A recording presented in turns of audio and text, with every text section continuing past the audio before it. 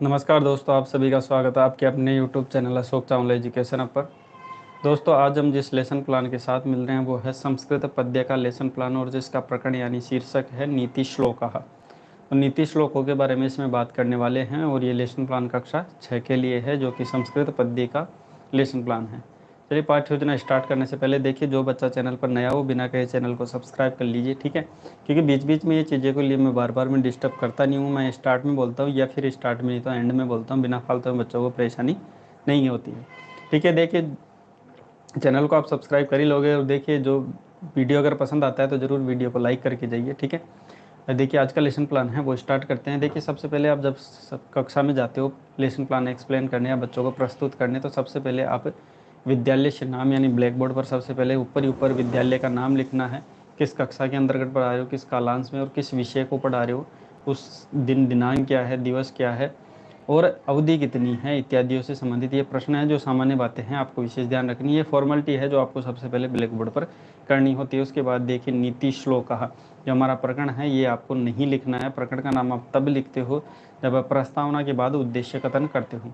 उद्देश्य कथन करने से पूर्व यहाँ पे आपको प्रकरण का नाम नहीं लिखना है, ठीक है। उसके बाद बात करते हैं। देखिए, किसी भी लेसन प्लान को पढ़ाने से पूर्व उसके कुछ उद्देश्य निर्धारित किए जाते हैं, जिसमें सामान्य उद्देश्य हमारे विषय से संबंधित है। जैसे आज का हमारा विषय है संस्कृत पद्य, तो संस्कृत पद्य से रिलेटेड जो उद्देश्य होंगे हमारे, कैसे उद्देश्य होंगे, सामान्य उद्देश्य। इसमें पहला देखिए, छात्रेषु संस्कृत श्लोकम प्रति रुचि प्रदानम, छात्रों में संस्कृत श्लोक के प्रति रुचि प्रदान करना है। छात्रेषु संस्कृत पद्यम प्रति रुचि प्रदानम, छात्रों में संस्कृत प्रत्यय के प्रति रुचि उत्पादन करना है। संस्कृत काव्य से सामान्य परिचय प्रदान, बच्चों को क्या है, संस्कृत काव्य का क्या परिचय है वो बच्चों को सामान्य परिचय देना। छात्राणाम नवीन शब्दानाम ज्ञान प्रदान, छात्रों में नवीन शब्दों का ज्ञान प्रदान, यानी बच्चों को वैसे माइंड में बहुत से शब्द होते हैं, लेकिन कुछ इस विषय वस्तु से रिलेटेड कुछ नवीन शब्दों का बच्चों में ज्ञान हो पाएगा। उसके बाद देखिए, विभिन्न पद्य शैली नाम परिचय प्रदान, विभिन्न पद्य की जो शैलियाँ हैं उनको बच्चों को परिचय करवाना। उसके बाद बढ़ते हैं विशिष्ट उद्देश्य, यानी इसमें देखिए हमारा जो प्रकरण यानी शीर्षक है उससे रिलेटेड जो उद्देश्य होंगे हमारे विशिष्ट उद्देश्य कहलाते हैं, जिसमें छात्रा नीति श्लोकः विषय ज्ञास्यन्ति, छात्र नीति श्लोकों के बारे में समझ सकेंगे। छात्रा नवीन शब्दानां में ज्ञान प्रदान, नीति श्लोकों में जो नवीन शब्द आते हैं उनका बच्चा ज्ञान कर पाएगा। उसके बाद देखिए, छात्रा श्लोकस्य आचरणाय जीवन सुगम कुर्वन्ति, यानी श्लोकों का आचरण करके अपने जीवन को सुगम यानी सरल बना सके, ऐसे बच्चों में योग्यता प्रदान करना। उसके बाद देखिए, सहायक सामग्री, जिसे हम शिक्षण सहायक सामग्री भी कहते हैं, जिसे हम टीचिंग एड भी कहते हैं, ठीक है। चलिए 1 मिनट। हाँ, देखिए, सहायक सामग्री जिसमें सुधाखंड आपका चौक हो गया, श्यामपट आपका ब्लैक बोर्ड हो गया, मार्जनी डस्टर हो गया, संकेतिका आपका पॉइंटर हो गया, आकुंचन फलकम आपका लपेट फलक हो जाता है, ठीक है। अगर आप इसमें चार्ट पत्र या मॉडल वगैरह का प्रयोग करता है तो यहाँ पे प्रतिकृति या फिर चार्ट पत्र आप लिख सकते हैं। चलिए, उसके बाद देखिए, पूर्व ज्ञान, कि किसी भी विषय वस्तु से पढ़ाने से पूर्व बच्चे में उसका पूर्व नॉलेज पता करना आवश्यक है, जिसको हम प्रीवियस नॉलेज भी बोलते हैं। देखिए, सर्वे छात्रा श्लोकः विषय जानन्ति, सामान्य जानते हैं सभी बच्चे, श्लोक पढ़े हुए होते हैं। अगला बिंदु है प्रस्तावना प्रश्न। इसमें देखिए, छात्र अध्यापक द्वारा बच्चों से अपना टॉपिक या शीर्षक निकलवाने के लिए छात्र अध्यापक कॉलम में कुछ प्रश्न किए जाते हैं, और छात्रा क्रिया में छात्रों द्वारा उन प्रश्नों का जवाब दिया जाता है। जिसमें पहला प्रश्न देखिए, अद्य वयम कस्य विषय पठिष्यामः, आज हम कौन सा विषय पढ़ेंगे, तो संस्कृतम। संस्कृतम विषय कति भाषा विभाजिता, कि संस्कृत जो विषय है उसको कितने ही भागों में विभाजित किया जाता है, गद्य पद्य नाटक श्लोक सुभाषित इत्यादि अन्य।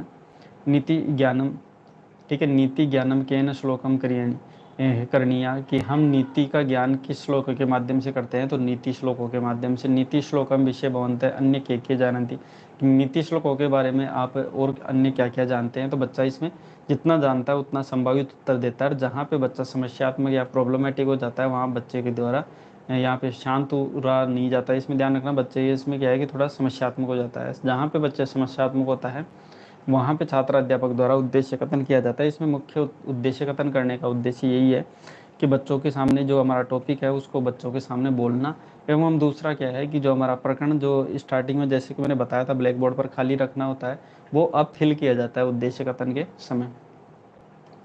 आगे देखिए, प्रस्तुतिकरण में इसमें क्या होता है कि सभी छात्रों को छात्र अध्यापक द्वारा निर्देश देता है कि आज हम जो पाठ पढ़ेंगे उसको आप खोल लीजिए। सभी छात्र उस पाठ को खोलते हैं।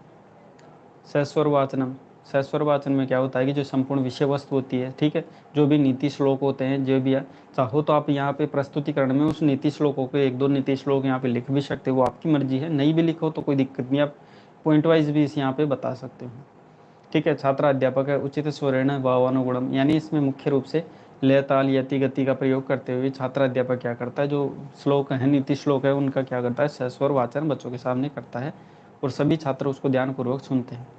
उसके बाद क्या होता है कि छात्र अध्यापक द्वारा किन्हीं बच्चों के द्वारा 2-4 बच्चों को खड़ा करके क्या किया जाता है, वो जो नीति श्लोकों का सस्वर वाचन किया उसी का ही बच्चों अनुकरण करने के लिए, यानी उसका अनुवाचन करने के लिए छात्र अध्यापक कहता है, और जो बाकी बच्चे छात्र उसको ध्यानपूर्वक सुनते हैं।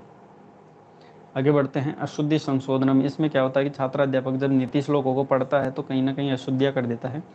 छात्राणाम च संयोगेन, छात्रों के संयोग से ही छात्र अध्यापक क्या करता है, उस जो कठिन शब्द बच्चों को कठिनता आई है उन बोलने में, जो अशुद्ध शब्द हुए हैं उन अशुद्धियों का संशोधन किया जाता है और बच्चे उन अशुद्धियों का शुद्धिकरण लिखता रहता है। काठिन्य निवारण में इसमें क्या होता है कि छात्र अध्यापक द्वारा जो विषय वस्तु बच्चों को पढ़ने के लिए कही जाती है, बच्चा उसको पढ़ तो देता है, लेकिन कहीं ना कहीं शब्दों में बच्चों को कठिनता होती है कि ये शब्द मेरे को समझ में नहीं आ रहा, इसका मतलब क्या है, इस वजह से वो अटक जाता है। जहाँ पे छात्र अध्यापक द्वारा ये क्या किया जाता है, जो भी शब्दों में कठिनता है उन कठिन शब्दों का निवारण करने के लिए काठिन्य निवारण किया जाता है। जैसे यहाँ पे शब्द है और यहाँ पे उनके अर्थ हैं, जैसे जयते यानी जीते, ठीक है, कदरियम यानी कृपणता हो, अनर्थम यानी झूठ, पिपीलिका यानी नरचीटी, आलस्यम यानी सुस्ती, ज्येष्ठम यानी इच्छा अनुसार, यथेष्टम युगांतर यानी युगों के, ऐसे करके ये सभी कुछ शब्द है जिनका छात्र अध्यापक निवारण करता है, ठीक है। भाषा अनुवाद अगला बिंदु है, भाषा अनुवाद। इसमें छात्र अध्यापक मुख्य रूप से क्या करता है, जो भी नीति के श्लोक जो पढ़े हैं उन सभी नीति के श्लोकों का क्या है, संस्कृत से ट्रांसलेट हिंदी में किया जाता है, जिससे बच्चा इजीली समझ सके, ठीक है। अब बच्चे को सब चीज़ें समझाने के बाद छात्र अध्यापक द्वारा सुंदर बुद्धियात्मक प्रश्न इसमें किए जाते हैं। जो इसमें जो विषय वस्तु श्लोक पढ़े हैं उस श्लोकों के आधार को ही संपूर्ण विषय वस्तु को आधार मानकर ही यहाँ पे बच्चों का प्रश्न किया जाता है। इसमें बच्चों का अच्छे से आकलन भी हो जाता है। पहला प्रश्न देखिए, अनृतम केन जयेत, ठीक है, अनृतम केन जयेत तो सत्य से, सत्येन। दूसरा देखिए, पिपीलिका कति दूरम गच्छन यति, तो ये योजना नाम शतायांश। उसके बाद भोजनांते किम शिवेद, ठीक है, भोजनांते यानी भोजन करने के बाद किम पिबेत यानी क्या पीना चाहिए, तो तर्कम, ठीक है। चौथा प्रश्न देखिए, नयायात पतम पतम पदम के न प्रविचलंती यानी धीरा। उसके बाद देखिए, कश्या समय कार्यम करोति, किसके समान कार्य करने चाहिए, तो पिपीलिका, ठीक है। छठा प्रश्न, ये सभी जो प्रश्न हैं ये विषय वस्तु के आधार पर ही बनाए गए हैं।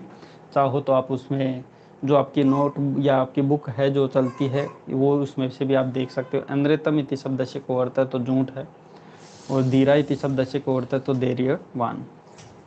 चलिए उसके बाद बढ़ते हैं अगले बिंदु पर, जो कि है पुनः सस्वर वाचन। इसमें मुख्य उद्देश्य क्या होता है कि छात्र अध्यापक द्वारा कक्षा का वातावरण क्या है, लयमय या फिर मैं कहूँ कि इसमें काव्यमय बनाने के लिए सभी बच्चों के साथ मिलकर उस विषय वस्तु या फिर उन नीति श्लोकों का क्या करता है, पुनः सस्वर वाचन किया जाता है, जिसमें कक्षा का वातावरण कैसा हो जाता है, काव्यमय।